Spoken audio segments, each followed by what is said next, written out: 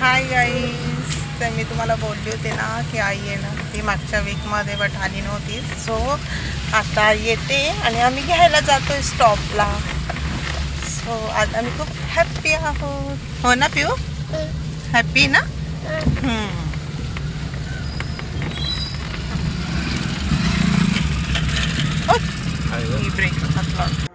Hi hello नमस्कार. तर तुम्ही बघितलंच आम्ही आईला घ्यायला जात होतो आणि मी मागच्या ब्लॉगमध्येच सांगितलं होतं की मी त्या दिवशी सांगितलं होतं की ये असं, आणि त्याच दिवशी आईने निराशा केली होती की मी आज काही येत नाही, पुढच्या वीकमध्ये येईल.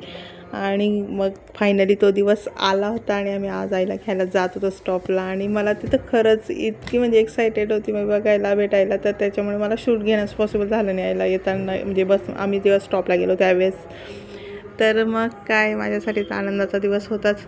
आईला घ्यायला गेलो आणि तिकडनं आणलं वगैरे घरी, आणि लगेच आईने खाऊ वगैरे दाखवला. म्हटलं चला, आईचं म्हणजे ती वस्तू 1 रुपयाची असो 100 रुपयाची असो त्याचं मोल नसतं, बट ते खाऊची वेगळीच क्रेज असते आपल्यासारख्याला. आणि बघा आईचे आली, जेवण वगैरे झालं, त्याच्यानंतर कामं सुरू झाले, हे कर ते कर. खरंच आईला म्हणजे एका मुलीला म्हणजे मुलीच्या घरी येऊन सगळं काही करणं हे खरंच खूप मोठी गोष्ट असते. आणि आईने ते सगळं म्हणजे आल्या आल्या लागली कामाला सगळ्या गोष्टी. मला असं वाटतं आहे जसं काही मी माहेरीचे आणि मी इतकी आराम करते. आणि बघा किती छान मांडे बनवले होते आईने, एकदम सुंदर. आज आम्हाला पुरणाच्या पोळ्या खाऊ वाटत होत्या म्हणून मस्तपैकी मांडे बनवले, सगळा स्वयंपाक बनवला की बासुंदी.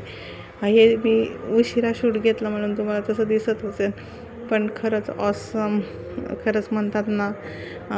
आणि बघा मी कशी मस्त आई कामं करत होती आणि मी मस्त व्हिडिओ करत होती. आणि म्हणतात ना स्वामी तिन्ही जगाचा आई विना भिकारी, खरंच ती म्हण एकदम लागू होते. आणि आईचं प्रेम काहीतरी वेगळंच असतं गाईज, खरंच खूप. आणि मी लकी त्या बाबतीत. सो हाय गाईज, तर बघा आज पूर्ण कट टू डे आई आल्यापासून पूर्ण कामं तीच करते.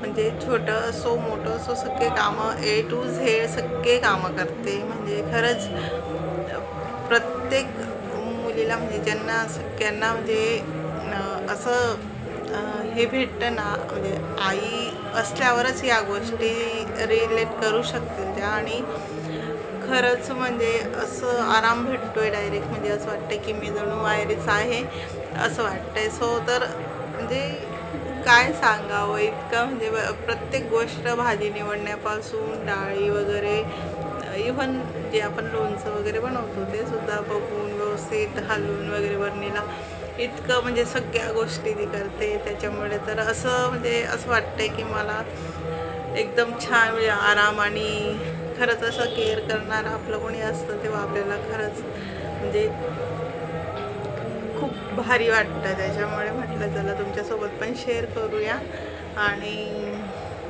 तुम्हाला पण सांगूया. खरंच ज्या मुलींच्या मम्मी एवढं सगळं करतात ना, त्या खरंच खूप नशीबवान असतात आणि आम्ही त्यातली एक आहे. So I am so lots of happy guys. तर